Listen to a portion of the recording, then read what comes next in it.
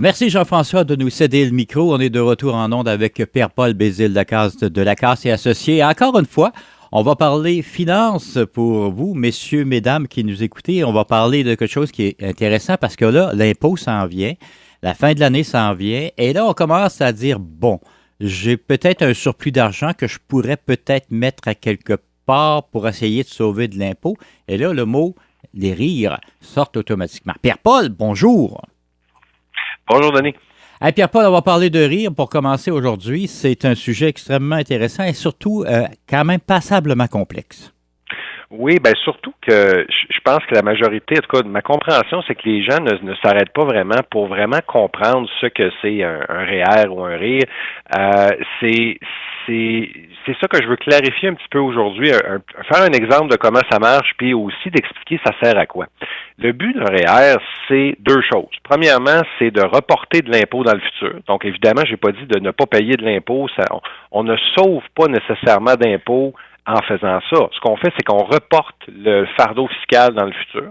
Et la deuxième chose que ça fait, c'est que vu qu'on va reporter ça dans le futur, ben l'idée principale, c'est quand on a un gros revenu, on travaille, on est rendu là avec des braquettes d'impôt plus élevées, ben si on met de l'argent dans les REER, on va sauver le taux d'impôt qu'on est en train de payer normalement, versus quand on va arriver à la retraite, normalement, on a moins besoin de sortir d'argent. Donc, en sortant le REER à la retraite, on va payer de l'impôt sur ce qu'on sort, mais on va le payer normalement à un taux d'imposition plus bas. Ça, c'est le principe de base. OK. À partir de là, c'est donc une façon de mettre de l'argent de côté pour notre retraite, finalement, mais de l'argent de côté qui est finalement un salaire rapporté, là. Ben c'est ça, c'est qu'on veut reporter de l'impôt dans le futur, puis oui, mettre de l'argent pour la retraite de côté, puis faire nos planifications fiscales. Un exemple pour les gens, là, de façon simple, si on met 20 000 de placement dans un REER à la fin d'une année, donc là, on a jusqu'au 2 mars cette année là, pour mettre l'argent dans les REER, et on va pouvoir, pourquoi on dit qu'on a jusqu'au 2 mars, c'est que si on le met avant le 2 mars, on va pouvoir appliquer la déduction que le REER va nous donner sur nos impôts de 2025. Si on le met après le 2 mars, c'est pas la fin du monde, c'est juste qu'on va devoir l'appliquer dans nos impôts de 2026. Donc, c'est pour ça que les gens veulent en mettre en début d'année parce que tu peux calculer avec tes revenus de l'année combien tu vas payer d'impôts et avec ta capacité, tu peux calculer combien je vais mettre de l'argent dans mes REER qui va me permettre de sauver de l'impôt sur mon impôt que je vais payer en avril normalement. Donc, exemple, quelqu'un qui met 20 000 qui a une braquette d'impôt, on va dire, de 40 ça, chacun doit regarder selon son revenu combien il paye d'impôt. C'est de l'impôt par palier qu'on paye, je n'entrerai pas tout dans ce détail-là. Mais mettons que quelqu'un paye 40 d'impôt, s'il place 20 de l'argent qu'il possède et qu'il met dans des REER, ben il va se retrouver à avoir un remboursement d'impôt de 8 000 Pourquoi? Ben c'est que le gouvernement, au niveau du rapport d'impôt, va considérer qu'on a 20 000 de moins de revenus. Donc, quelqu'un qui gagne, exemple, 120 000 par année, s'il place 20 000 dans des REER cette année, ben il va être considéré avoir un revenu seulement de 100 000.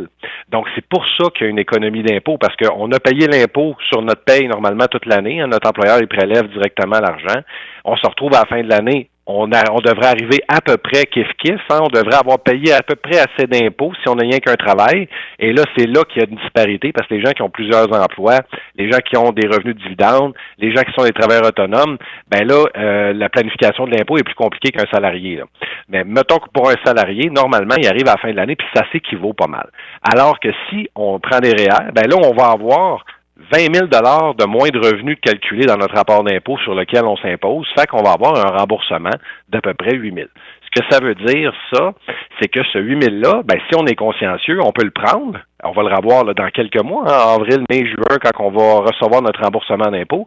On peut le prendre, puis au lieu de le dépenser, ben on peut le replacer encore, par exemple, dans un CELI. Et là, on sait que dans le CELI, les rendements qu'on va faire, ils vont être à l'abri de l'impôt. Fait que non seulement on peut faire de l'argent dans le remboursement d'impôt parce on a baissé notre revenu, mais en plus, l'argent qu'on reçoit du gouvernement, on peut la placer puis continuer de faire des rendements dessus. Ouais. Et Pierre-Paul, rendement dans un CELI. Oui, je reviens sur une parenthèse. Là. On prend le 8 000 on le met dans le CELI parce que le 8 000 il est clair d'impôt, il est plus imposable. Là. Puis le CELI, c'est sa caractéristique, là.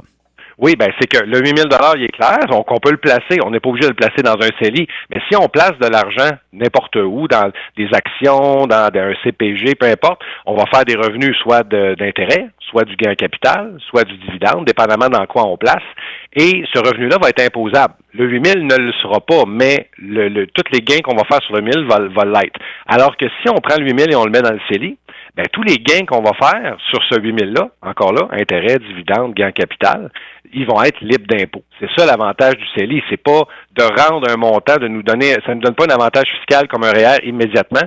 Ça nous donne un avantage fiscal sur le rendement qu'on va faire sur ce qu'on a placé.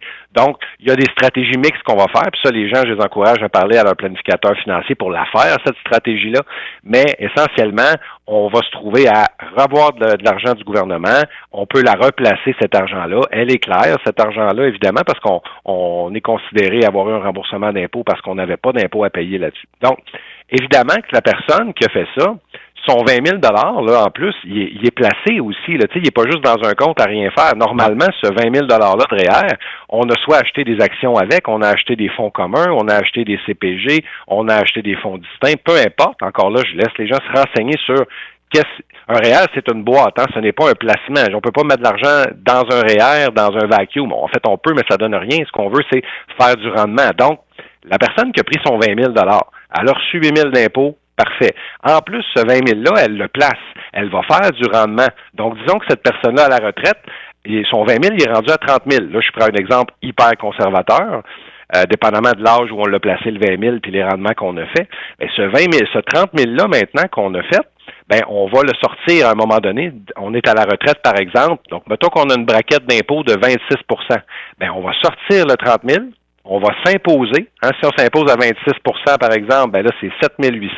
Fait qu'il va nous rester encore un 22 800. Fait que ce qu'il faut comprendre, là, l'histoire d'un REER, là, c'est qu'on a placé 20 000, on a eu 8 000 de remboursement tout de suite d'impôt. En plus, quand on va le sortir, l'argent va être plus élevé. On va payer moins d'impôts dessus parce qu'on le sort au moment où on a moins de revenus, donc la braquette d'impôt est plus basse. Fait qu'on se trouve à faire de l'argent à plusieurs niveaux, mais oui, il y a de l'imposition, il faut le calculer, et si on a beaucoup de REER, puis que tout notre argent est dans les REER, puis qu'il faut tout sortir notre REER à la retraite, ben des fois, c'est là que les gens se font avoir parce que la planification est mal faite, puis ils ont un pourcentage d'impôt trop élevé qu'ils payent, fait qu'ils sauvent pas tant d'argent, ils font juste la reporter dans le temps. Fait que tout ça pour dire, faisons une planification au niveau fiscal avec quelqu'un qui s'y connaît. Comprenons bien c'est quoi un REER, comprenons bien c'est quoi un CELI, comprenons bien c'est quoi les différents produits qu'on peut mettre là-dedans. Il y a toutes sortes de publicités un peu trompeuses que je vois. Puis je vais prendre un exemple très, très connu parce que les gens m'en parlent beaucoup dans mon bureau, OK? Les gens qui vont dire, ben moi, je vais prendre m'acheter d'un fonds FTQ. Ça, tu as certainement déjà entendu ça. Oui. Quand on met de l'argent dans un fonds FTQ, qu'est-ce qu'on fait? C'est qu'on place l'argent dans un fonds de placement qui a plusieurs produits là-dedans, qui a un niveau quand même risqué, donc il y a beaucoup de fluctuations dans le rendement dans un produit FTQ, et il y a un remboursement d'impôt, il y a un incitatif au fonds FTQ de 30 %, et c'est là-dessus que les gens capotent et disent « Hey, c'est super rentable, m'a fait 30 %. Les gens ne comprennent pas c'est quoi ce 30 %-là. Quelqu'un, exemple, qui place 1 000 $ dans un fonds FTQ, il va avoir un crédit d'impôt de 30 %. Donc, il va recevoir 300 $. C'est ça qui va arriver. Donc, il se trouve à comme avoir placé 1 300 $. OK? Donc, la personne qui prend son 1 000 $, ça devient 1 300. Si, mettons, le rendement moyen, là, FTQ, là, il a été très bon dans certaines années, mettons que c'est un rendement dans le futur de 8 %, OK? Ce qui serait quand même généreux. Ouais. Ce 1 300-là à 8 %, on le place pendant 25 ans jusqu'à notre retraite. OK? Ça, c'est le premier scénario. Le deuxième scénario, la personne ne le met pas dans un fonds FTQ, elle le place dans un fonds normal, mais qui va être bien géré puis qui va générer du 15 %, ce qui est tout à fait réaliste comme produit. OK? Et donc, ce 1 000 $-là, il va faire 15 % alors que le 1 300, il va faire 8 %. La personne qui va faire le plus d'argent sur une longue période, c'est assurément la personne qui va faire du 15 % versus la personne qui a mis l'argent dans l'FTQ. Mais les gens vont aller se faire chercher beaucoup par ces publicités-là parce qu'ils entendent 30 %. C'est pas un rendement de 30 %, c'est un crédit d'impôt one shot qu'on ramasse. Fait que quelqu'un qui a à placer de l'argent pour 5 ans, 30 % immédiatement, c'est super payant.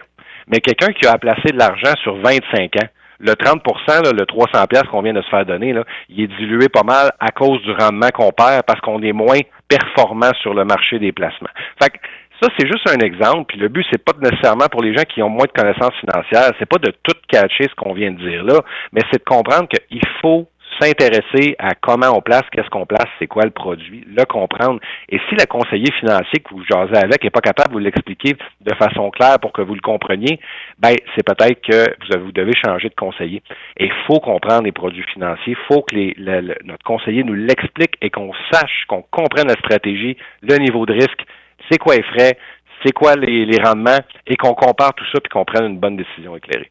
Et là, il faut commencer à y penser sérieusement parce que la période des impôts s'en vient rapidement et c'est le moment de planifier ces placements-là avant qu'il soit trop tard parce qu'il y a une date butoir. La date butoir s'en vient. Mais on va rencontrer ces gens-là à quel endroit? Comment qu'on fait pour retrouver les gens? Puis comment qu'on fait pour s'assurer de la compétence de ces gens-là? C'est une question qui est peut-être banale, mais c'est concret.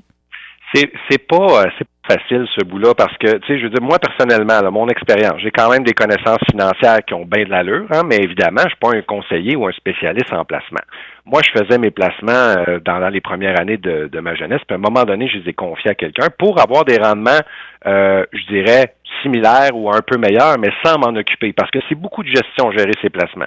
Oui, il y a des gens qui vont mettre ça dans l'indice et qui vont rien faire, mais là, quand on met ça dans l'indice, on a une stabilité de croissance, mais on n'a pas de planification fiscale, et c'est ça que les gens qui font de l'argent font. Ils font une planification fiscale, ils gèrent l'impôt, parce que c'est bien beau faire du rendement, là, mais si tu payes le 100% de l'impôt sur le rendement que tu fais, ça te trouve à coûter cher. Fait que c'est dur de trouver ces gens-là.